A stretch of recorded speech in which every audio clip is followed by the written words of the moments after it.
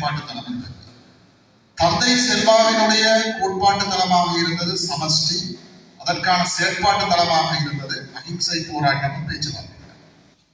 தமிழீழ விடுதலை புலிகளினுடைய கோட்பாட்டு தளமாக இருந்தது தனிநாடு, அதற்கான செயற்பாட்டு தளம் ஆயுத போராட்டம். தந்தை செல்வாவினுடைய கோட்பாட்டு தளத்துக்கும் தமிழீழ விடுதலை புலிகளினுடைய கோட்பாட்டு தளத்துக்கும் பின்னுக்கு இருந்த விடயங்கள் சுயநிர்ணய உரிமையும் இறைமை. ஆகவே நாங்கள் எங்களுடைய கோட்பாட்டு தளம் என்ன, செயற்பாட்டு தளம் என்னன்றதை கண்டுபிடிக்கிறோம். இங்க எங்களுடைய கோட்பாட்டு தளத்துக்கு செயற்பாட்டு தளத்துக்கு இடையில தான் இப்ப நாங்கள் காய்ச்சி கொண்டிருக்கிறோம்.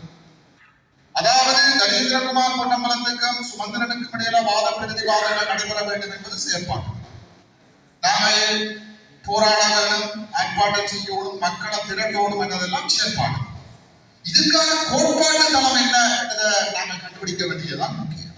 அதுக்கான கோட்பாட்டு தளமாக தந்தை செல்வா வலியுறுத்திய சமஷ்டிக்கு பின்னால் இருக்கின்ற தமிழீழ விடுதலை புலிகள் போராடிய தனிநாட்டுக்கு பின்னால் இருக்கின்ற அந்த சுயநிர்ணய உரிமையையும் இறைமையையும் வலியுறுத்துகின்ற தமிழ் மக்கள் பேரவையினுடைய தீர்ப்பு திட்டத்தை நாங்கள் ஒரு கோட்பாட்டு தளமாக ஏற்றுக்கொண்டோம்.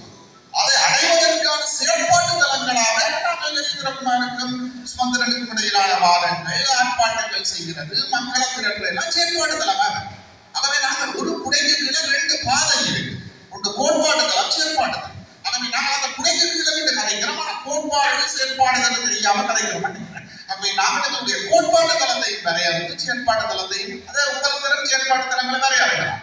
ஒரு ஆக்கள் போராடலாம், ஒரு ஆக்கள் கவியரங்கு நடத்தலாம், நாட்டுக்கூத்து நடத்தலாம், ஆர்ப்பாட்டம் செய்யலாம், முன்னாளுக்கு எடுக்கலாம், கணேந்திரகுமார் சுமந்திரனுக்கும் விவாதங்கள் ஏற்பாடு செய்யலாம். அதெல்லாம் செயற்பாடு.